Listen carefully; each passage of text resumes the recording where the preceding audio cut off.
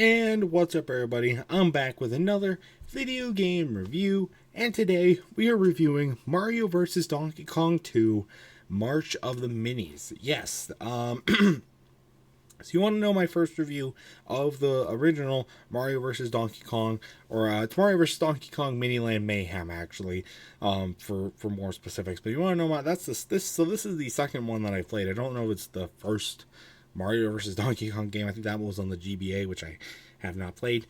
You can go check out my review though in the game reviews playlist, so Miniland Mayhem. But this game I played on the DS. It was graciously let me borrow it by Jeffofthemellows, who found this game in a pile of Legos, which is crazy.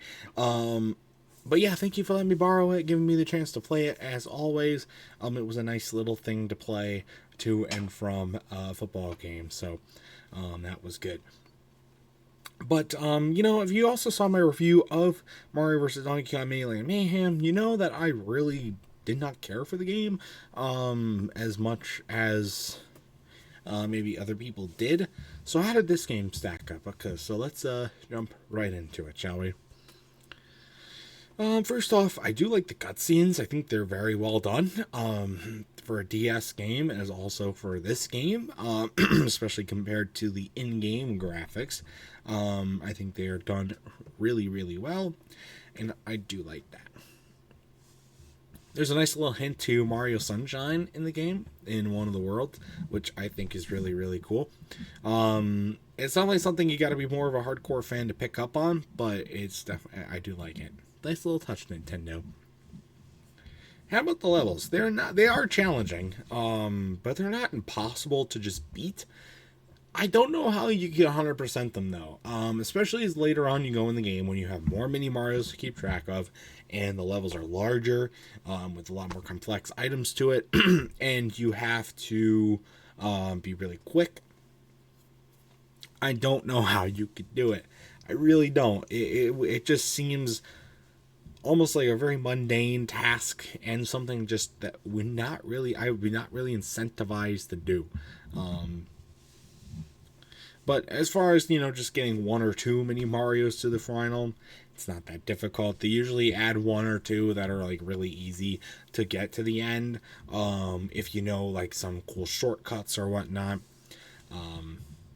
But I did my best to try and get all three of them there. It's really difficult. I never got more than a silver star, and I only got a silver star like a couple times. I got a lot of bronze stars, and sometimes I wouldn't get any stars though. I don't think I ever got a gold, maybe a couple times, but it was just very difficult. And that's not necessarily always a good thing, or a bad thing, to be honest. It's good that the levels are, have a level of challenge to them to make you think and to get your puzzle skills going and stuff like that, with good management skills and speed skills and all that sort of stuff. But it's really hard to keep track of the entire map at one time because it doesn't fit on the screen, and also like the dip between the bottom and the top screen can get you sometimes, and so that becomes a little difficult, and I didn't really like that a whole lot. Because sometimes, you would be trying to go for one and then the other, and then you stop them, and then they wouldn't stop on the dime, and you got just a bunch of things going on at once. It can get pretty chaotic, so that's a little annoying.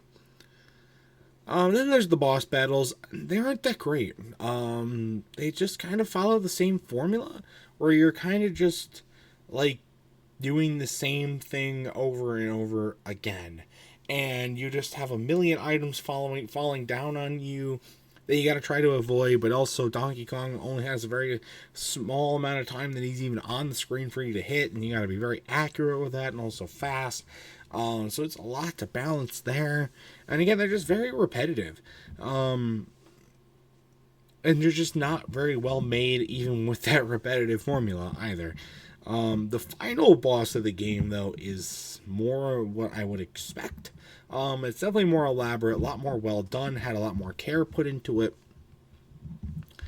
And also there's some extra bonus stuff that I've seen footage of. I haven't played them, but I've seen bonus footage of them where you, they're a lot like that final battle, which is cool.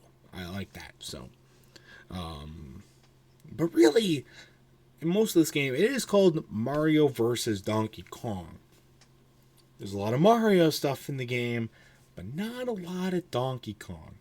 Donkey Kong is the main enemy, and he gets like that stuff, but there's no real worlds or main levels themed after him. There's just a couple small like obstacles in the game, or like items that can hurt you in the game that can that are supposed to be themed after Donkey Kong. But that was really hard for me to pick up on. The final level is more like a Donkey Kong game, with a little bit more of the mixture, so is the bonus stuff. But it would have been nice to maybe see some jungle-themed levels and that kind of stuff, especially since Donkey Kong's the main enemy, and you would think you would have to go through some of his stuff to get to him, instead of the other way around. Or I guess instead of going through Mario stuff to get to Donkey Kong. I don't know how it would work. That would just be nice to kind of see, but I don't know. I think it's still alright. Another cool thing that I think was really ahead of the time for this game was the create your own levels, yes, but mostly the online sharing. The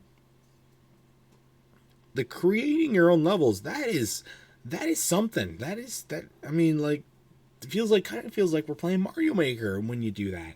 And I think that's cool. You know, Mario Maker is a fun game. This is kind of like a little bit of Mario Maker before Mario Maker. And I definitely really enjoy that part of it. And then you get to share them online. Now, the online probably wasn't great when it was functional. I can't really comment on that part of it, because it's obviously 2023, 2024, whenever this comes out. Online functionality for the DS has been long deactivated, or is just so obsolete that nobody is ever on it anymore. So you can't really test that out, but I mean, at least they gave it an attempt, and it did break through for like online stuff with 3DS, and also like the, not really the Wii, but like the Wii U, and now the Switch. So that's cool. And I definitely credit them for that. So overall, though, my thoughts on this game, I thought it was a lot more fun than the first Mario vs. Donkey Kong game that I played, which was also Miniland Mayhem. I think this one is better. It's not a perfect game. There's definitely a lot of flaws with it. With like the level design, or like the spaces, and just the lack of DK representation, with like level designs and whatnot.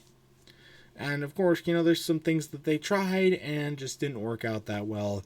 But overall, I think it's a fun game to try. It's not a super long game, but enough where you're going to get a good amount of playtime out of it. And I definitely like that. So my final score for Mario vs. Donkey Kong 2 Miniland Mayhem, or March of the Minis, sorry, I keep getting them mixed up. I'm going to have to give this one a good 7 out of 10. It's not one of my favorite games. And I definitely didn't get like super addicted to the game, but I enjoyed my time with it. And I hope that if you get the chance to play it, I would 100% recommend at least giving it a try, because I think you'll like it. But anyways, that's going to do it for my review. If you've ever played this game, back me up on my thoughts, or give your own, or contradict them. I don't really care. Getting engagements good, so show them off in the comment section down below. So that's going to do it for this video and for this review.